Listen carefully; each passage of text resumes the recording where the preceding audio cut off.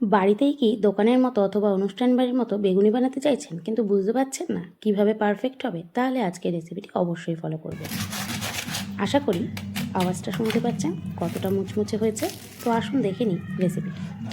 একটি পাত্রে নিয়ে নেব প্রথমে 1 বাটি বেসন, 2 চামচ চালের গুঁড়ো, 2 চামচ ময়দা, দিয়ে দেবো 1 চামচ লবণ, 1 চামচ হলুদ গুঁড়ো, ঝালের জন্য 1 চামচ শুকনো লঙ্কার গুঁড়ো, একটু গরম মশলার গুঁড়ো, আদা রসুন বাটা, আর দিয়ে দেবো 1 চিমটি বেকিং সোডা।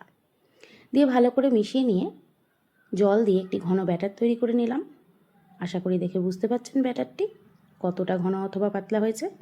তারপরে বেগুনগুলোকে বেগুনির স্লাইসে কেটে লবণ জলে ভিজিয়ে রেখে টিস্যু পেপার দিয়ে জলটাকে সোপ করে নিয়ে ব্যাটারে চুবিয়ে গরম গরম তেলে ডিপ ফ্রাই করে নিলাম। অবশ্যই সাদা তেলে ভাজবেন। সাদা তেলে এরকম ডিপ ফ্রাই করে নিয়ে এপিট ওপিট লাল লাল করে ভেজে নেবেন। তাহলেই কিন্তু রেডি হয়ে যাবে আমাদের গরম গরম মুচমুচে অনুষ্ঠান বাড়ি অথবা দোকানের মতো বেগুনি, পারফেক্ট বেগুনি। তো রেসিপিটি কেমন লাগলো অবশ্যই জানাবেন। ডাল ভাত অথবা সন্ধ্যাবেলায় চা মুড়ির সাথে এরকম বেগুনি বানিয়ে এনজয় করতে পারেন। বানিয়ে খান, বানিয়ে খাওয়ান, এনজয় করুন। ভিডিওটি ভালো লাগলে লাইক, কমেন্ট, শেয়ার করে দেবেন। ধন্যবাদ।